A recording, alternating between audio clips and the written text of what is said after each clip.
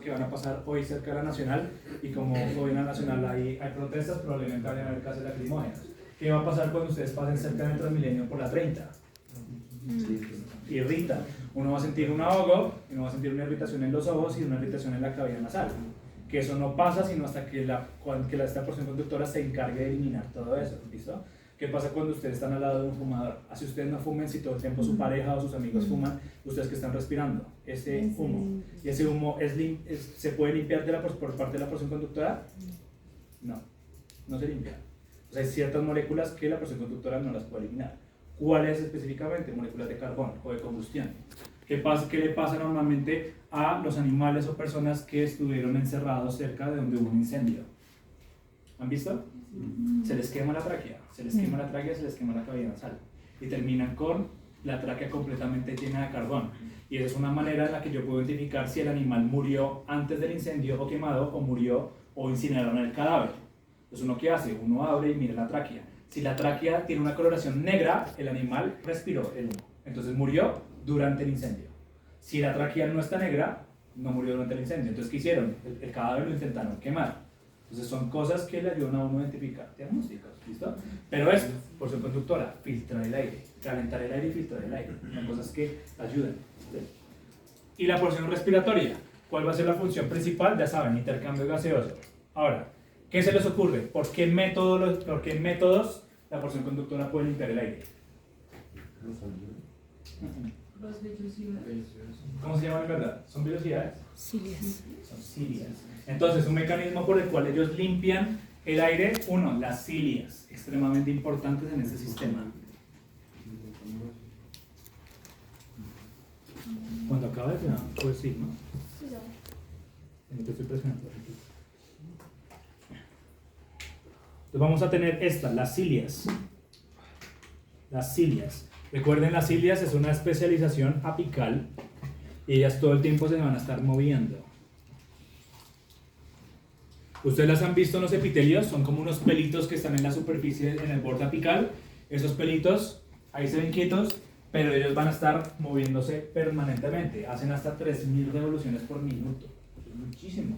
Son cosas microscópicas y todas están haciendo esto. Todas se están moviendo. En verdad no se mueven de un lado al otro, en verdad es un movimiento elipsoide. ¿Listo? Entonces se mueven hacia adelante, latigan hacia atrás, pues izquierda, derecha, y todo el tiempo se están moviendo así.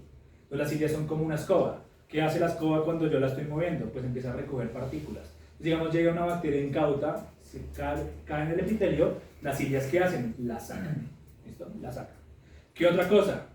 En este momento, si alguno de ustedes tiene gripa, normalmente ¿qué va a estar haciendo todo el tiempo? ¿Saliendo a qué? Sonar. A sonarse. ¿Uno que se suena? Moco. Entonces, segundo mecanismo, ¿cuál va a ser? El moco. El moco. Del conductor. Sí, sigo de la conductora, no estoy hablando de la respiratoria. ¿Listo? El moco. El moco. Supremamente importante el moco. El moco protege la superficie epitelial y atrapa moléculas y atrapa patógenos también. Vale, esto es bien.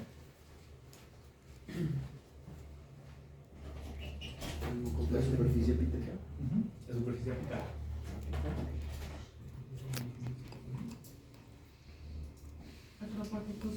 Atrapa agentes patogénicos, sustancias extrañas.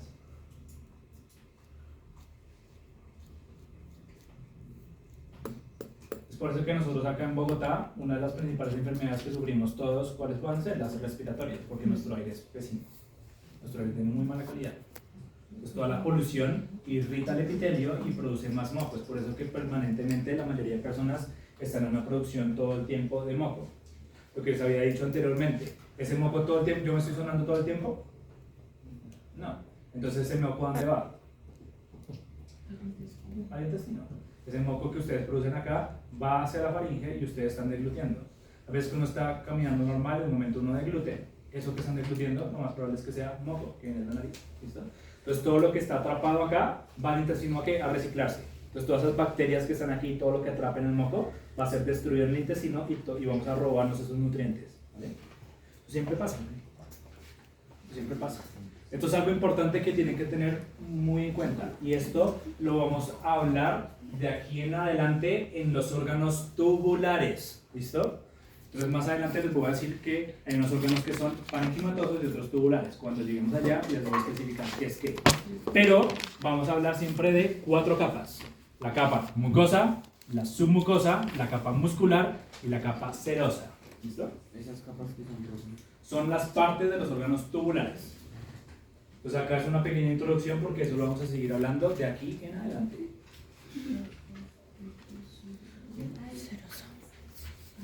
¿Cómo son, profesor? Mucosa, están en el tablero igualmente, ¿listo? Mucosa, submucosa, muscular y serosa. Sí, de los órganos tubulares. ¿Qué órganos tubulares conocen ustedes? El esófago. El esófago, ¿qué otro? La tráquea, ¿qué otro? El intestino, ¿qué otro? Los bronquios, los bronquiolos. ¿Listo? Entonces miren que esos forman parte del respiratorio, pero esto lo vamos a seguir repitiendo. ¿Listo? La vejiga también tiene estas mismas capas. Entonces esta introducción va a seguir siendo relevante de aquí en adelante.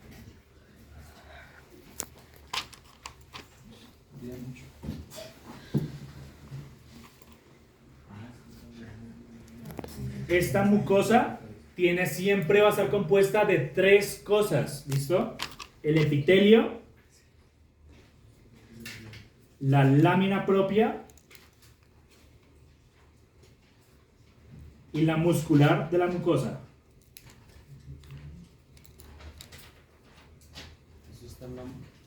Eso está en la mucosa. La mucosa tiene estas 3 partes. El epitelio, la lámina propia y la capa muscular de la mucosa.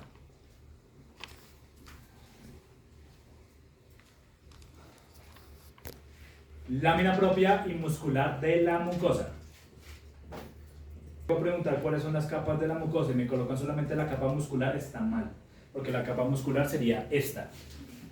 Esta capa muscular es capa muscular o capa muscular propiamente dicha, y la de arriba es la capa muscular de la mucosa. ¿Listo? Entonces, el epitelio lo vamos a ir nombrando órgano por órgano. La lámina propia siempre va a ser ¿qué tejido conectivo? ¿Qué tejido conectivo siempre está bajo los epitelios? Laxo. Laxo. Entonces, la lámina propia siempre va a ser tejido conectivo laxo. ¿Vale? La lámina propia siempre va a ser tejido conectivo laxo.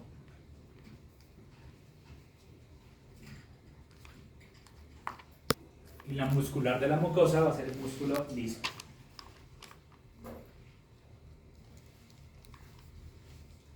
La muscular de la mucosa va a ser músculo liso.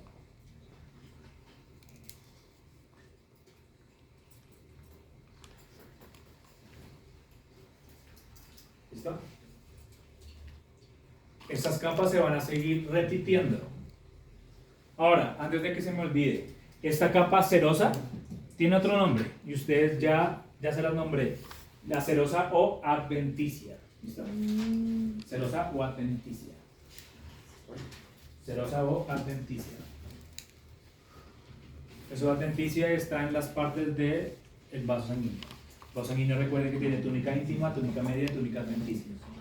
Las serosas también se denominan túnica adventicia.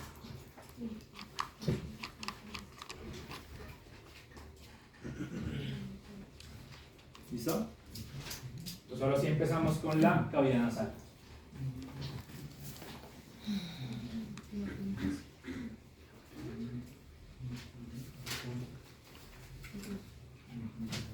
Empezamos con la cavidad nasal.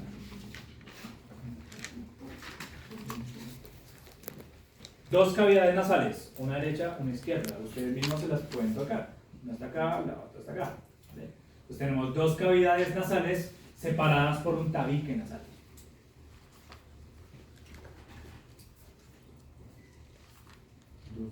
Tenemos dos cavidades nasales separadas por un tabique nasal.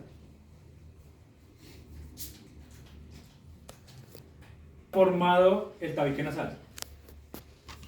El cartílago. Tóquense acá la punta de la nariz y después se tocan acá arriba. ¿Este tejido acá qué es? Cartílago. Cartílago. ¿Y este? Hueso. Hueso. Entonces el tabique nasal, ¿cómo está formado? Por hueso, cortical y esponjoso, y por cartílago hialino y elástico. Entonces de nuevo, el tabique nasal está formado por hueso, cortical y esponjoso, o hueso, cortical y trabecular, o hueso compacto y esponjoso, el nombre que a ustedes les guste.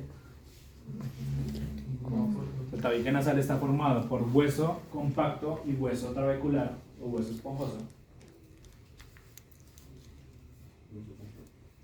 Hueso compacto y hueso esponjoso. Y por cartílago hialino y cartílago elástico.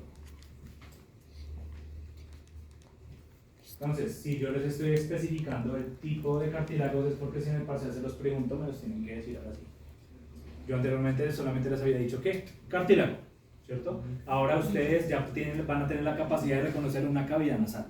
Entonces, si es una cavidad nasal, me tienen que decir que eso es cartílago hialino o cartílago elástico, ¿listo? Porque ya las van a poder reconocer. Cavidad nasal. La cavidad nasal está formada o está dividida en 3 porciones por medio de los cornetes. La cavidad nasal está dividida en 3 porciones por los cornetes nasales.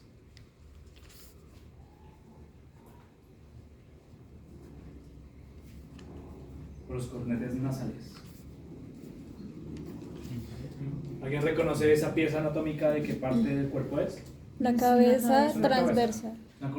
Es una cabeza con un corte transversal. Miren, acá está el ojo derecho, ojo izquierdo, esa es la lengua, la cavidad oral, y esto acá es la cavidad nasal. La cavidad nasal no es un huequito que va así derecho, no. La cavidad nasal, miren la cantidad de trayectos que tiene. Entonces el aire está entrando y todo el tiempo está yendo por ese laberinto. Entonces dentro de acá de la cavidad nasal vamos a tener el cartílago y ese cartílago forma caminos. ¿Listo? ¿Por qué creen que forma tantos caminos? Para calentar el... Para calentar el aire. Para calentar el aire. El aire no entra, cuando el aire entra acá, no va a seguir derecho hasta la garganta. El primero hace todo el recorrido de los cornetes y después ahí sí va a la laringe. ¿Vale? Entonces eso que ustedes están viendo ahí es un corte de la cavidad nasal. Acá está la cavidad nasal izquierda, cavidad nasal derecha, y este de aquí es el tabique. ¿Listo? Es el tabique. Señor. Creo que los cornetes son las mismas conchas nasales. Sí, son las mismas conchas nasales. Los cornetes son las mismas conchas nasales. El problema es que cornete en inglés se dice con conchade. ¿Vale? Entonces concha es una traducción directa en inglés. La verdadera traducción es cornete. ¿Listo?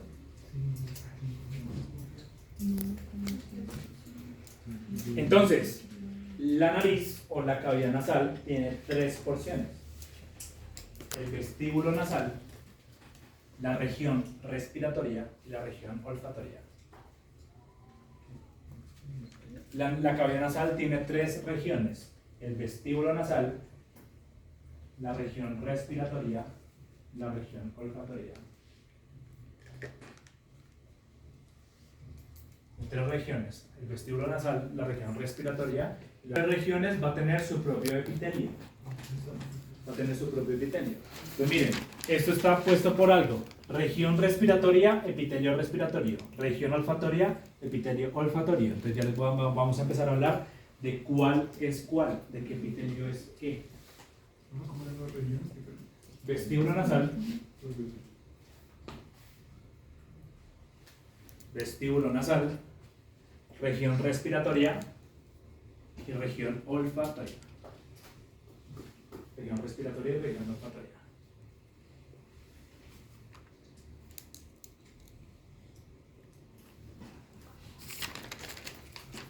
Esto de acá que ustedes están observando de nuevo, miren el esquema. Acá está la cavidad oral. Aquí está la cavidad nasal. ¿Vale? Miren la cavidad nasal acá, lo que tú me preguntabas, mira, las conchas. Estos son los cornetes. Los cornetes son 3. Tienen 3 partes. Entonces recuerden que la cavidad, ¿ya vieron eso en anatomía o todavía no? Sí, Más o menos. más o Bueno, menos. la cavidad nasal tiene 3 cornetes. Un cornete dorsal, cornete medial, cornete sí. ventral. Y cada espacio tiene un nombre. Se llama meato dorsal, meato medial y meato ventral. Meato que es un espacio en una cavidad hueca, ¿vale? Entonces, en cada uno de esos meatos uno puede ingresar. Cuando digamos ustedes tengan más adelante un caballo o una vaca que tenga cólico o que ustedes le vayan a hacer un procedimiento de transfaunación, ustedes pueden entrar con una sonda nasogástrica. La sonda nasogástrica entran acá por la nariz y tienen que meterse siempre por el meato medial o el meato ventral. Si ustedes se meten acá por el meato dorsal, cuando pasen con la sonda se le van a pegar al hueso No, en ese momento se me olvida cómo se llama el hueso que me separa la cavidad nasal del encéfalo. Ahorita me acuerdo. Ustedes le van a pegar a ese hueso y el animal va a empezar a sangrar, pero una cantidad exagerada. Ese hueso tiene demasiados vasos sanguíneos. Usted medio lo arroja